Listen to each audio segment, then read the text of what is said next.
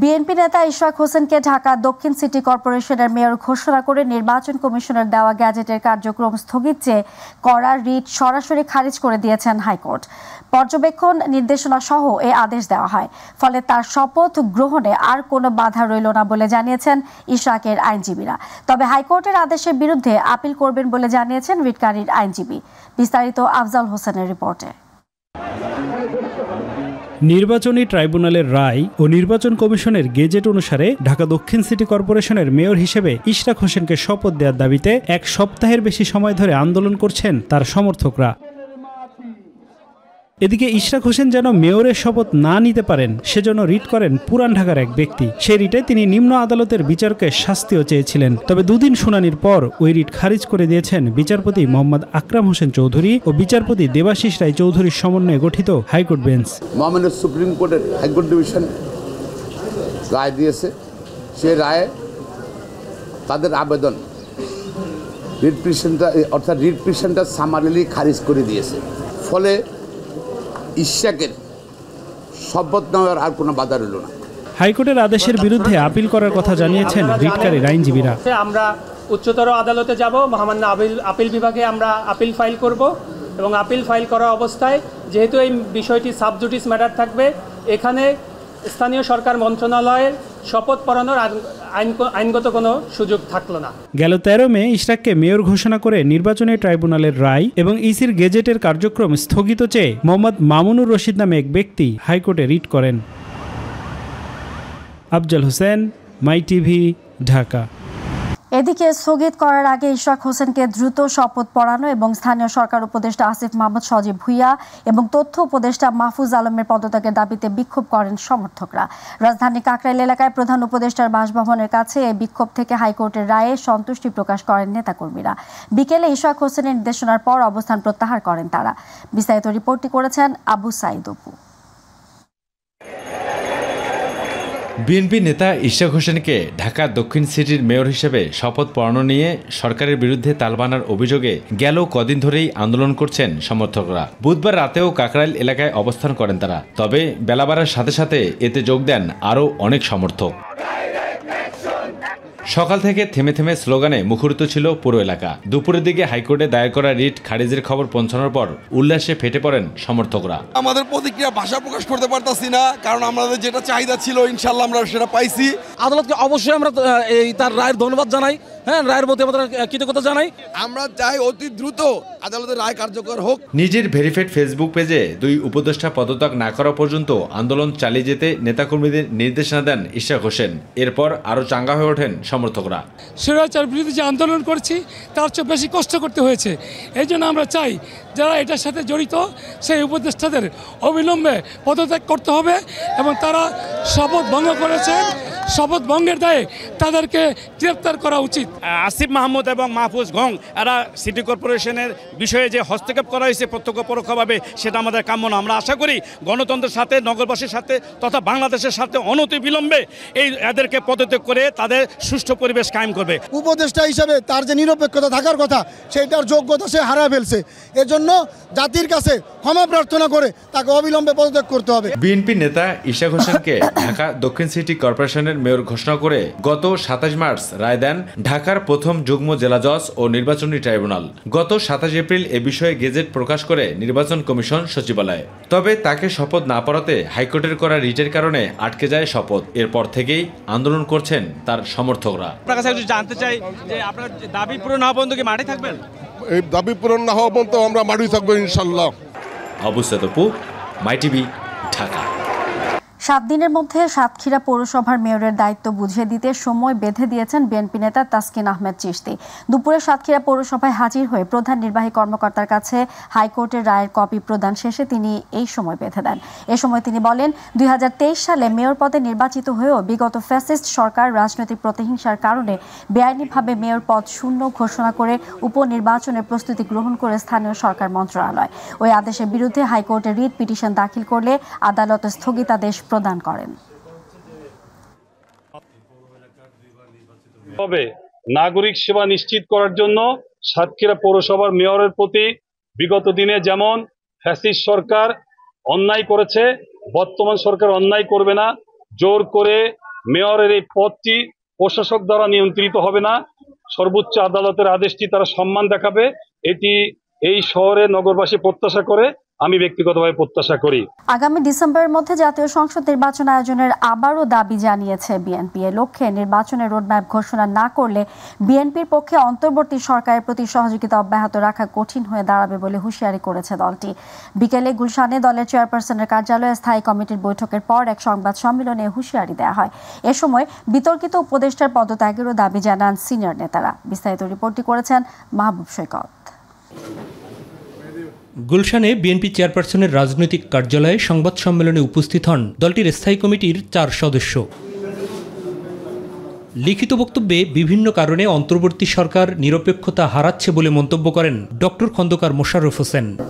অন্তর্বর্তী সরকারের যে সমস্ত উপদেষ্টাগণ একটি নূতন রাজনৈতিক দলের সাথে প্রত্যক্ষ ও পরোক্ষভাবে জড়িত, উপদেষ্টা পরিষদে তাদের উপস্থিতি সরকারের নির্দলীয় নিরপেক্ষ পরিচিতিকে ক্রমাগত প্রশ্নবিদ্ধ করে চলেছে বলেই সরকারের ভাবমূর্তি রক্ষার্থে তাদেরকে অব্যাহতি দেওয়া প্রয়োজন। জাতীয় নিরাপত্তা উপদেষ্টা সরকারের ভাবমূর্তি রক্ষার্থে তাকেও অব্যাহতি দেওয়া প্রয়োজন হবে। জাতীয় নির্বাচনের আগে উপদেষ্টা পরিষদের পরিধি আরও কমিয়ে আনার পরামর্শ দলটির। কেয়ারটেকার মোডের দিকে যদি আমরা এগিয়ে যাই, তাহলে তো আজকের যে অ্যাডভাইজারি কমিটি এটাকে কমিয়ে কেয়ারটেকার মোডের দিকে যেতে হবে। সংখ্যা আমাদের জানা আছে কেয়ারটেকার 10 জন ছিল। যারা যারা বিতর্কিত এখানে তাদেরকে বাদ দিলে আমাকে সেদিকে যেতে হবে, কারণ আমি এটা নিরপেক্ষ নির্বাচনের কথা বলছি। ডিসেম্বরের মধ্যে জাতীয় নির্বাচনের লক্ষ্যে রোডম্যাপ ঘোষণা না হলে অন্তর্বর্তী সরকারের প্রতি সমর্থন অব্যাহত রাখা কঠিন হবে বলেও মনে করেন দলটির স্থায়ী কমিটি।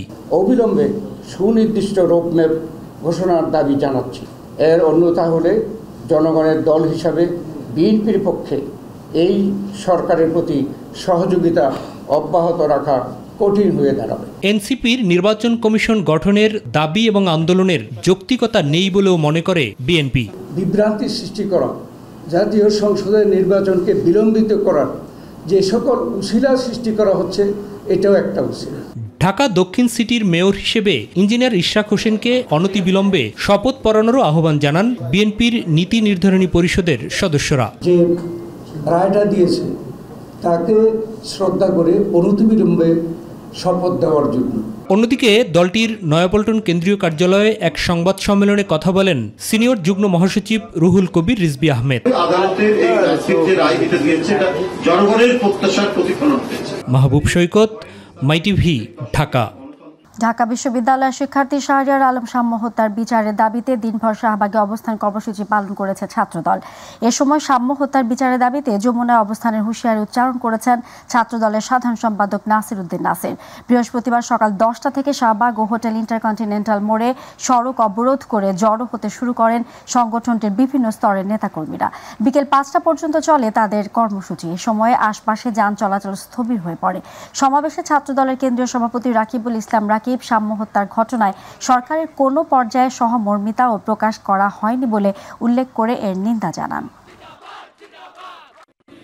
আমরা স্পষ্টভাবে বলতে চাই, যদি ইন্টারিম সরকার অতি দ্রুততম সময়ে অপরাধীদের গ্রেপ্তার এবং সুষ্ঠু তদন্তের মাধ্যমে বিচার সুনিশ্চিত না করে ছাত্রদল আর বৃহত্তর কর্মসূচিতে যাবে। এর থেকে কঠিন কর্মসূচি হবে বলে আমরা মনে করছি। দুদকের মামলায় 3 বছরের সাজার রায়ের বিরুদ্ধে বিএনপির ভারপ্রাপ্ত চেয়ারম্যান তারেক রহমানের স্ত্রী জুবাইদা রহমানের আপিলের উপর শুনানি শুরু হয়েছে। মামলার এজাহার, অভিযোগপত্র, সাক্ষীদের সাক্ষ্য ও রায় পাঠের মধ্য দিয়ে বিচারপতি খসরুজ্জামানের হাইকোর্ট বেঞ্চে এ শুনানি শুরু হয়। বিচারক পরবর্তী শুনানির জন্য আগামী সোমবার দিন ঠিক করেছেন। 17 বছর পর গেল 6 মে শাশুড়ির সঙ্গে লন্ডন থেকে দেশে ফেরেন জুবাইদা। পরে তার আইনজীবীরা হাইকোর্টে আপিলের আবেদন করেন। যেই বিচার হয়েছে তার এগেনস্টে উইদাউট সার্ভিং নোটিশ এটা ট্রায়ালটা ভিসিয়েটেড হয়ে যায়, এটা আইনত রক্ষণীয় না। এই মামলার চার্জে, এই মামলার এজাহারে বা এই মামলার চার্জশিটে বা এই মামলার সাজায় কোথাও এ কথা বলা নাই যে উনি অসাধু উপায়ে কোনো সম্পত্তি অর্জন করেছেন। Next session has been fixed on Monday at 2।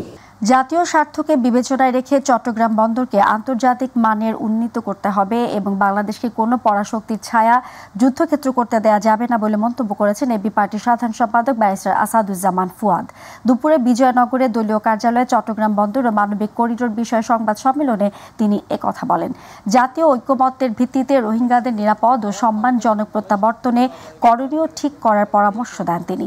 Barrister Fuad বলেন, ভারতীয় গণমাধ্যমের মাধ্যমে করিডোর নিয়ে বিভ্রান্তি ছড়ানো হচ্ছে।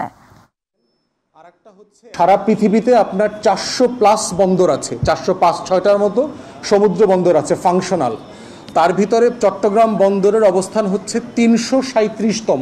বিশেষ করে যারা ক্ষমতাসীন থাকেন অথবা সবচেয়ে বড় দাপটমান দল থাকে, সেই দলগুলোর রাজনৈতিক নেতাকর্মীরা এবং তাদের কর্মচারী কিছু শ্রমিক সংগঠন আছে, এরা হচ্ছে এখান থেকে হাজার হাজার কোটি টাকার যে লুটপাট বাণিজ্য করবে, এইটা ক্ষতিগ্রস্ত হবে।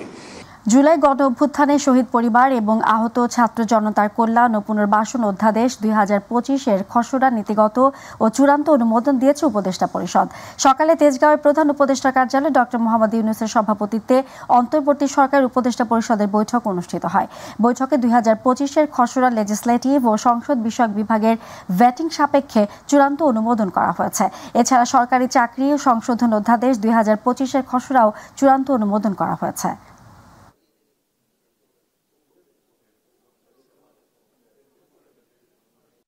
ঢাকা হত্যা মামলায় গ্রেফতারকৃত সাবেক এমপি মমতাজ বেগমকে পৃথক দুটি হত্যা ও ভাঙচুর মামলায় 6 দিনের রিমান্ড দিয়েছেন আদালত। সকালে মানিকগঞ্জ চিফ জুডিশিয়াল ম্যাজিস্ট্রেট আদালতের 1-এর বিচারক মোহাম্মদ আব্দুল নূর এবং 3-এর বিচারক আইভি আক্তার মমতাজ বেগমের 6 দিনের রিমান্ড মঞ্জুর করেন। এরপর আদালত থেকে বের হওয়ার সময় এবং পুলিশ প্রিজন ভ্যানে তোলার সময় বিক্ষুব্ধ জনতা মমতাজ বেগমের উপর ডিম নিক্ষেপ করে।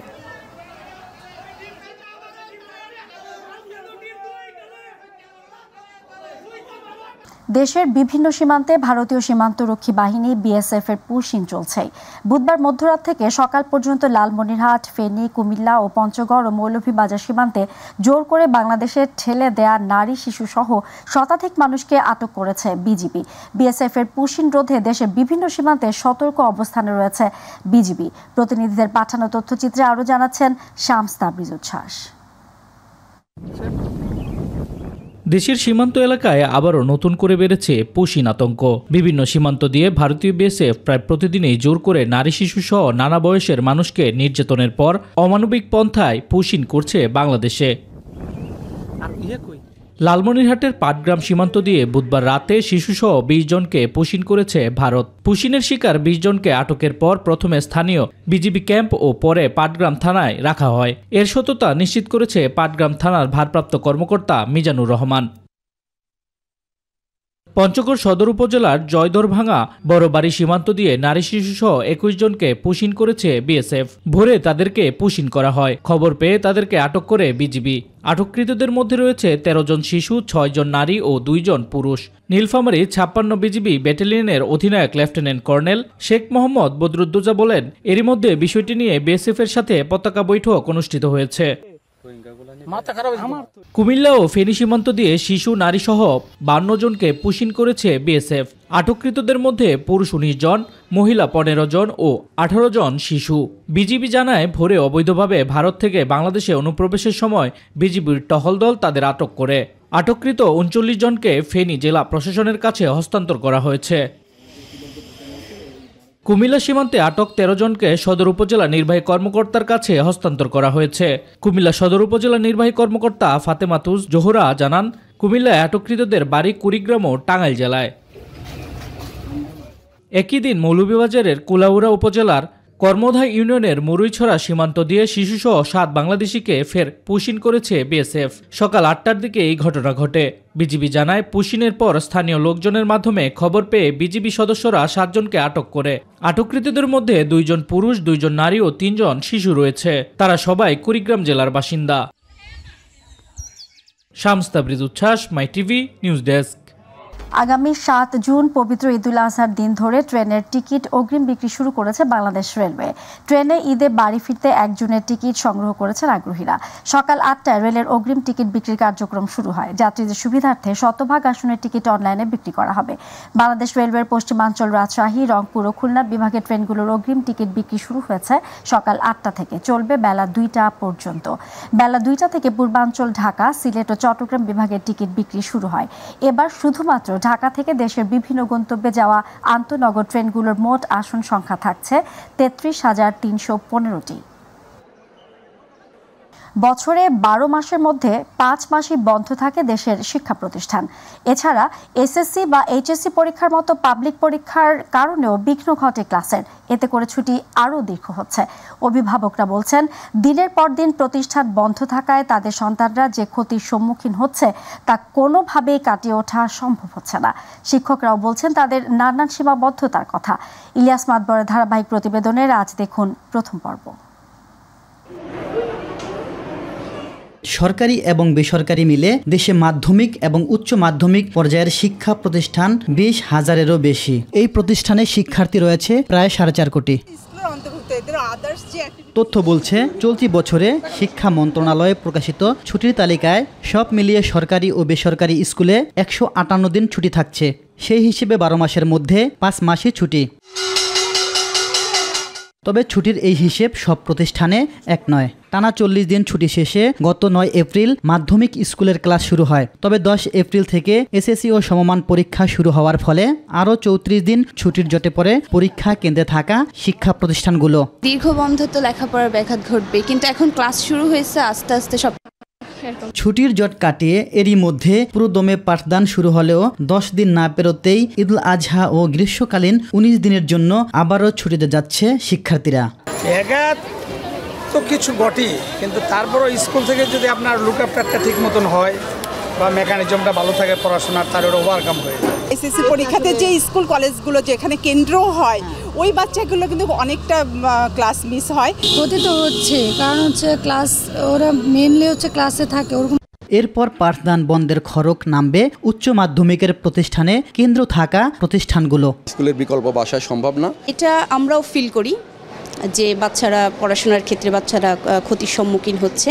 তারা যদি সকলে মিলে সত্যিকারের এটা বুঝতে পারে যে আমাদের লেখাপড়া ব্যাহত হচ্ছে, আমরা আন্তরিকতার সাথে এটাকে শেষ করব, সম্ভব।